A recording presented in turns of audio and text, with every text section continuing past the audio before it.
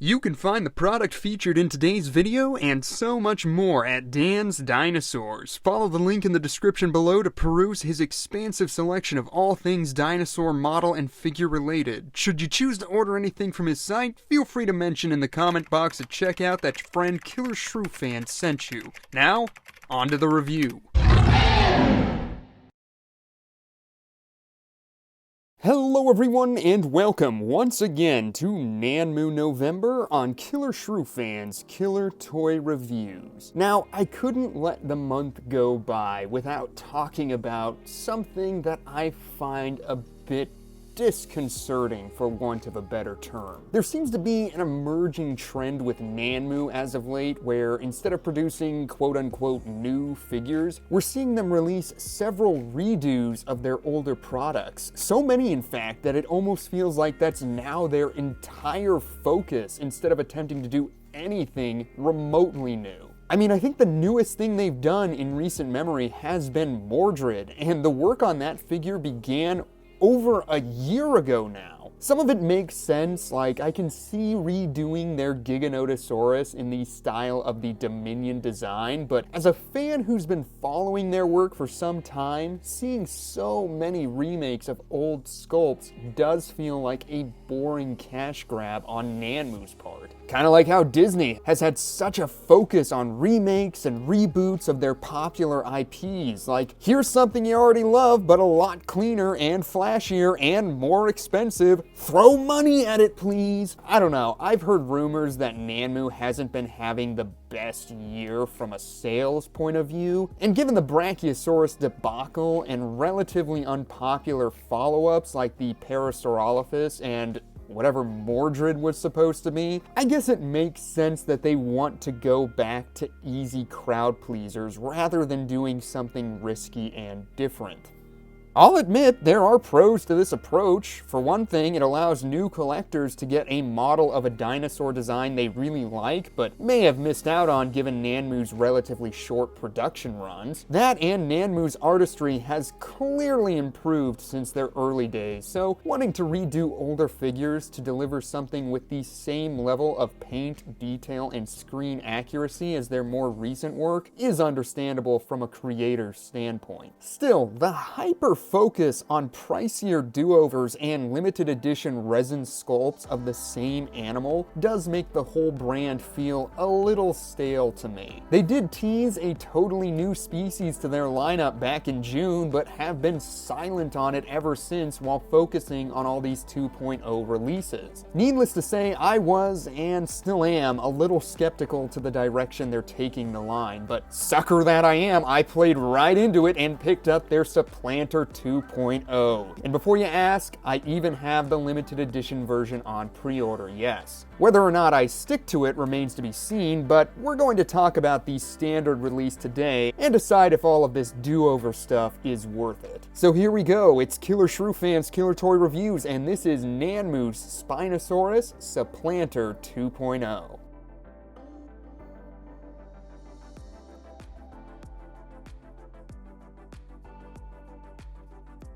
Really quick, I do want to mention the packaging. A, because I still have it handy, and B, it's actually drastically different and worth talking about.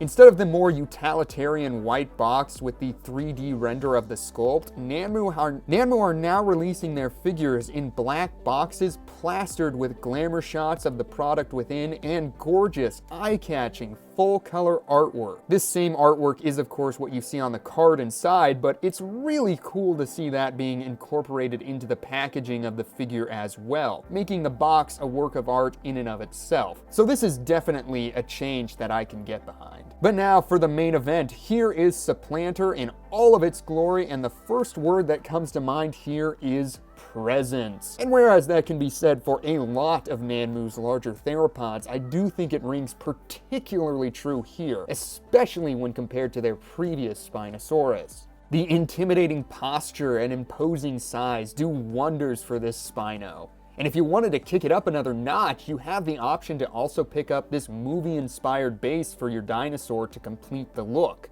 But of course, if you want to save a few dollars, the figure itself does just fine standing on its own, as you can see. But let's talk about the base and how cool of an accent piece it makes. As you can see, it gives you exactly what you would want for a JP3 inspired piece. The decimated remains of the downed plane in the muddy jungles of Isla Sorna. Now, I'm not sure if this is meant to be the fuselage or one of the engines. It feels a bit small for the former, but regardless, the detail and paint on the damaged body and half-buried propeller there are all very well done. And I appreciate how Nanmu went the extra mile and sculpted the internal structure of the wings at the points of breakage. One detail I'm particularly fond of is the three-pronged gouge marks in the wings, which of course you'd expect to see such a blow from the likes of our Spinosaurus, but it also feels like a direct reference to the JP3 logo without, you know, including the actual logo. Meanwhile, the earth around the wreckage is done in a dark brown color. Originally, I felt the green of the alternative base made more sense, but I soon remembered the more muddy environments of the scene in the film. I think some green splotches here and there would have been a welcome touch, but as a whole, I quite like this base. A friend of mine did point out that the main piece of the plane does look a bit like a squid, so now I can't unsee that, but other than that, I think it makes for a more than worthy addition to the piece and well worth springing for if you really want your Spino to look official. You know me,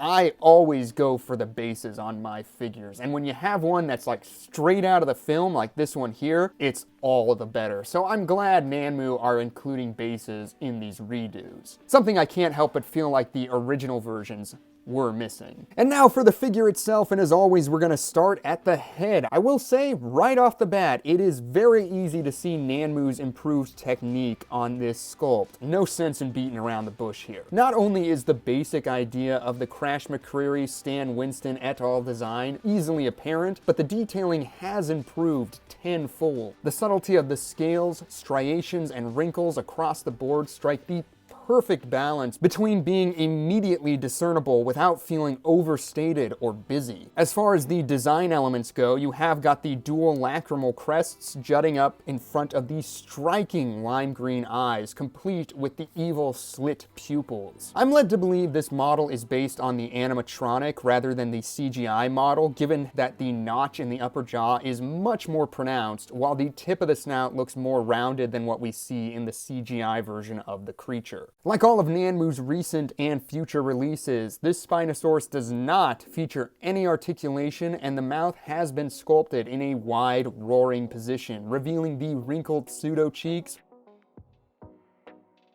fleshy palate, yawning multi-layered gullet,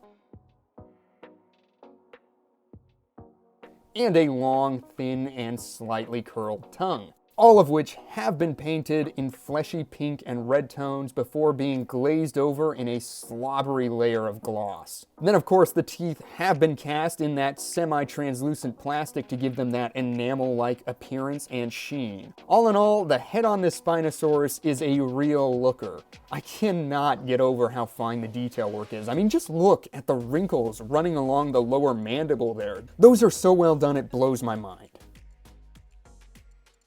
Of course, that's just the tip of the iceberg when it comes to the sculpt of this thing. Moving on to the neck of this piece, you can see the layers of armored scales across the top giving way to more flattened rectangular scales and eventually thin lines of hanging skin around the throat, buckling beneath the open jaw and folding in on themselves against the slight curve of the neck. The main body is covered in a mosaic of leathery scales which vary in shape and size laterally as you move from the larger, more crocodilian scales that surround the base of the spine into the more irregularly shaped and smaller scales of the flanks, thighs, and underbelly. Meanwhile, the skin's been carved out with various striations that run between the scales, and you have got the expected tension lines and/or areas of buckling skin forming with the movement of the limbs.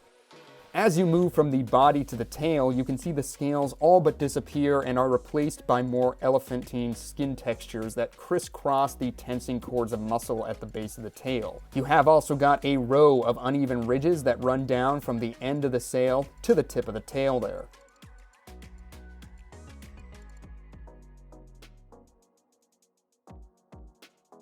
The forelimbs are of course quite long and covered in a mix of scales, wrinkled skin textures, and plate scales across the backs of the fingers. The claws are done in a very dark brown and given the sheen treatment to give them that keratinous shine.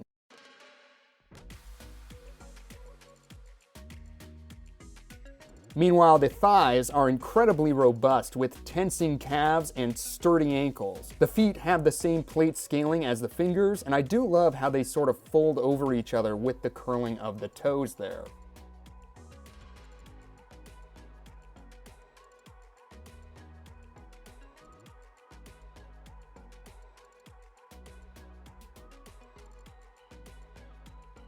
Then of course the namesake of the animal, the spine, is beautifully done here. You can see the extended vertebrae poking through the sail there, and the overlying texture is more of that leathery skin detail. When it comes to the pose, I'm a big fan of what they went with. You can see the Spinosaurus is mid-stride, brandishing its powerful arms while loosing a mighty roar. Kind of a basic idea, but where I think it really shines is the very subtle curvature to the neck and spine. I think it looks particularly intimidating from a head-on view, and this is perhaps my favorite angle to view this thing from. And that's the sculpt of this Spinosaurus. Overall, a gorgeous rendition of the JP3 design. Vastly superior to anything I've had in my collection to date or seen from other companies. There are some flaws to it, namely in the seam department, but we've certainly seen worse from the company in the past. Then we come to the paint, and oh boy, is the color on this thing ever a doozy. Just the work on the head alone is so impeccable. The transition in warm tones across the snout, the translucency of the markings, the modeling of grays, whites, and pinks across the lower mandible, it's all so gorgeous. Meanwhile, these subtle shifts between the shades of gray on the body and underbelly are beautifully handled, as are the shocks of white stripes that run along the side of the animal.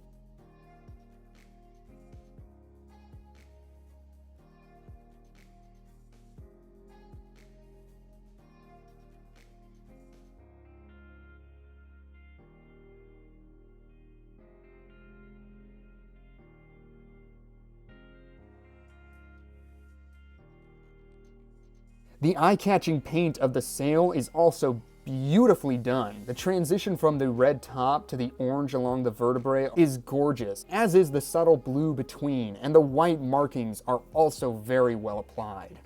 I'm also a big fan of the gradient in color along the fingers and backs of the toes. That's a beautiful accent color right there. I'll just come right out and say it. The dinosaurs of JP3 have the best color schemes from the entire franchise, hands down. The movie? But those colors rock! And so does Nanmu's take on the design here.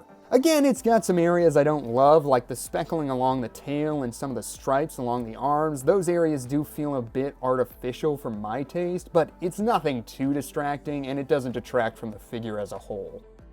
So the colors are nice in and of themselves, but I also must mention the thinness of the application and almost waxy sheen to it really sells the overall look for me. It really gives it the appearance of living flesh and subcutaneous pigmentation, and that's incredible to me.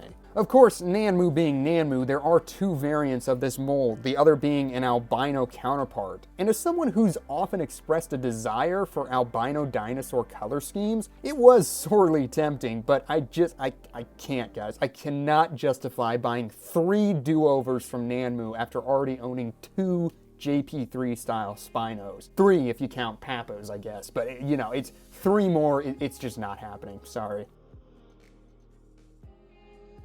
The size is also an improvement over its predecessor. When on the base, the figure measures in at about 8.5 inches off the ground, or just over 21.5 centimeters. And then in a straight measurement, you're looking at roughly 16 inches or 40.6 centimeters in length. It does eke out another ½ inch in a measurement along the curve of the body though, bringing its total length up to 16.5 inches. I've seen conflicting measurements of the animal in the film, ranging from just under 44 feet to roughly 50 feet in length. Given those estimates, that would put this figure around 132 to 136 scale, with a 135 scale model reflecting a roughly 48-foot animal. Now for some size comparisons, and the first one I have to do is the original Spinosaurus from Nanmu. And as you can see, Supplanter 2.0 is just ever so slightly larger than its predecessor, even without the base. Not only that, but in terms of paint and detail, you can see how much more subtle and realistic both are on the new figure. Granted, the original did sell for around $70 at its cheapest, $30 less than the standalone 2.0 figure, I might add, so such a disparity in quality and size is to be expected. The ultimate question though, is that notable uptick in cost worth it here? Well, given the all-around improvement from a technical standpoint and larger size, I would say yes, I do think Supplanter 2.0 is worth the money and the obvious choice between the two. I can bellyache about just how necessary or unnecessary these 2.0 releases are all the livelong day, but I can't ignore the work when it speaks this loudly for itself. Moving on with comparisons, next up we have the W Dragon offering, which despite everything is still slightly more robust than Nanmu's offering.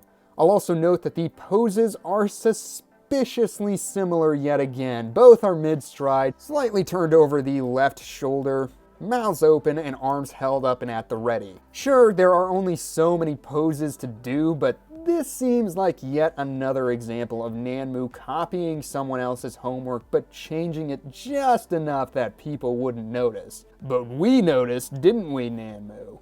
All that aside, once again, Nanmu's artistry wins the day here. W Dragon's sculpt looks like cracked concrete in comparison, and the colors look like they were done with a child's pastel crayon. And these two are actually much more comparable in price given the resin material in W Dragon's offering, so the discrepancies in quality become all the more glaring. That isn't to say W Dragons is not a strong piece without plenty of merit on its own, but it does crumble in the face of Nanmu's work. And of course, the obligatory my dad could beat up your dad comparison between the Spinosaurus and a Tyrannosaurus Rex. Here we have Nanmu's once and future king squaring off with Supplanter 2.0. And I gotta be honest, even with his added size, I really don't see this Spinosaurus taking down such a hulking Rex. I'm sorry, I can't imagine it happening. That's why I posed the king on the base of the Master Hunter Rex, complete with the remains of a Spinosaurus, and I can tell Supplanter is none too happy about that. Regardless, I think we can all agree that these two play off of each other really well. I mean, is that nostalgic, or is that nostalgic? Highly recommend both of these figures for your JP shelf, and be sure to pose them playing off of each other like this, if at all possible. And of course, gotta bring in Chris Pratt for every proper Nanmu comparison, and even if he sizes up nicely with the Spinosaurus, I'm not sure he's gonna fit in that plane, furthering my belief that that is not in fact the main body. And finally, here is a nice group shot with all the big bads of the Jurassic franchise. Of course, we all know the Giganotosaurus is due for a makeover here, even if I still wish Nanmu's original design rang true to what we were getting. But while we're on the whole remake kick, I think it is high time we got a sizable redo of their original Indominus Rex. That's one I think really does need it, and then I think we'd be set in this department. And that was Nanmu's Spinosaurus Supplanter 2.0, and I gotta say, even with all my qualms concerning Nanmu's sudden shift in focus, I can't say I'm mad at the end results. The sculpt, paint, display, and overall size have improved remarkably between their last Spinosaurus, and like I said, if you missed out on that original release, I wouldn't even sweat it at this point. This one is vastly superior. Do I still wish there was more of a balance between sculpts of new species and redos, and less emphasis given to the redos, what with the multitude of variants and limited edition counterparts released with each redo? Yes, absolutely. Perhaps if it was just one or the other, where instead of doing an entire new sculpt and then releasing several versions of it, Nanmu simply decided to redo their old sculpts under the limited edition Dragon Soul line while focusing on new animals for their standard line. Then I think we would be seeing more diversity and less repetition instead of getting the same thing released over and over again with increasingly flagrant quote-unquote borrowing from pieces outside of Nanmu. ranting aside, I still can't complain too much when the work is this darn good. Overall, I highly recommend this figure as the go-to Spino for your Jurassic shelf. Of course, my mind may be changed on that topic when and if I get my hands on the Dragon Soul offering, but until that day comes, this is it for me. But as always, I want to know what you guys think of this figure. Do you own it yet? Are you planning on picking it up? How do you feel about Nanmu's priorities at the moment? And is there any figure that you would like to see redone? Drop a comment down below, and as always, thank you so much for tuning in to today's review. I hope you enjoyed it, and I hope to see you again real soon. Until then, take care out there, and bye-bye.